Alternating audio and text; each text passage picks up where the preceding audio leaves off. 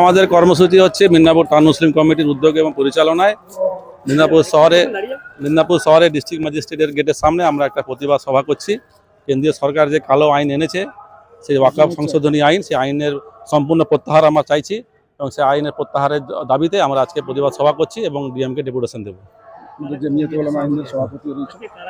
আমরা মিদনাপুর টাউন মুসলিম কমিটির পক্ষ থেকে সম্পাদক সরফরাজ খান আছি, আমি সহ সম্পাদক আছে, আমি জামিয়াতুল উলামা হিন্দের সভাপতি আছেন, সহসভাপতি আছেন, সমস্ত নেতৃত্বরা উপস্থিত আছেন। ডেপুটেশন আমরা এটাই দেবো, আমাদের যে বার্তা আছে সেই বার্তা যেন সেন্ট্রাল গভর্নমেন্টের কানে পৌঁছায় যে মিদনাপুর সহ ভারতবর্ষের সমস্ত মুসলিম সমাজ এই যে ওয়াকফ সংশোধনী আইন এনেছে তার আমরা সম্পূর্ণ বিরোধিতা করছি, তার আমরা সম্পূর্ণ বাতিল চাই। বাতিল যদি আজকে না হয় আমরা আন্দোলন আরও জোরদার করব এবং আমাদের লক্ষ্য হচ্ছে দিল্লি, কারণ দিল্লি সরকারের আইনটা প্রণয়ন করেছে। দিল্লি গিয়ে আমরা দিল্লিতে জমায়েত করবো, সে বিশাল জমায়েত হবে, সেই জমায়েত দেখে দিল্লি সরকার নিশ্চয়ই বুঝতে পারবে যে ভারতবর্ষের মুসলিম সমাজ জেগে গেছে, তাদেরকে আর দাবিয়ে রাখা যাবে না। আমরা সেই আন্দোলন আরও জোরদার করবো দিল্লিতে গিয়ে। আমার সরফরাজ খান, সম্পাদক, মিদনাপুর টাউন মুসলিম কমিটি।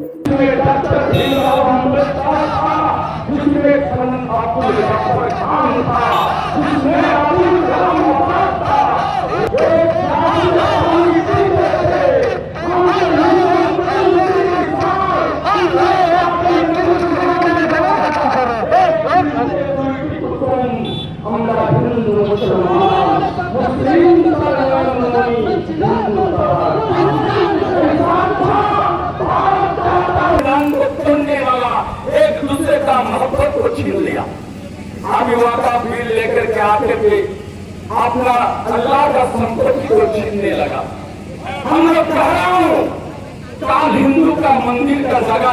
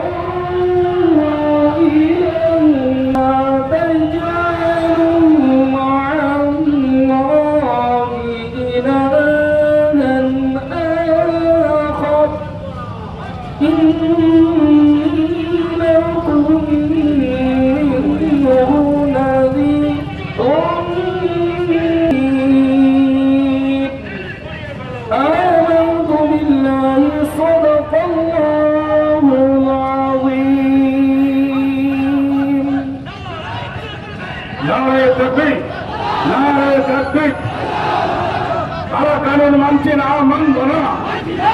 কারা কানুন মানছে না, মানব না। ওয়াকফের এই বিলকে বিলম্বে বাতিল করতে হবে। ওয়াকফের এই বিলকে বিলম্বে বাতিল করতে হবে। আমাদের সকলে একই বচন, এই বাতিল করতে হবে। এই আইনকে বাতিল না করলে আমাদের এই কাজ চলছে, চলবে। আমাদের সংগ্রাম চলছে,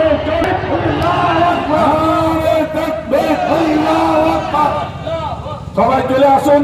কেউ এরকম ভাবে আমরা উচ্ছৃঙ্খল করবো না।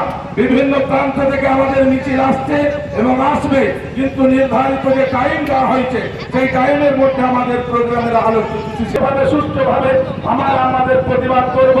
আমরা কাউকে কষ্ট দিতে চাই না, তাই আমাদের সকলে আমাদের সাথে ভারতবর্ষের মাটি, সম্প্রীতির মাটি, ভারতবর্ষের মাটি, ভালোবাসার মাটি, এই ধন্যবাদ জানাই।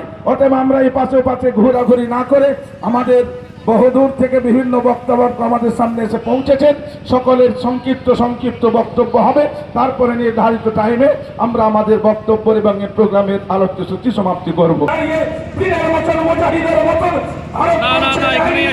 অমান্য করার জন্য, ক্যান্সেল করার জন্য, বাতিল করার জন্য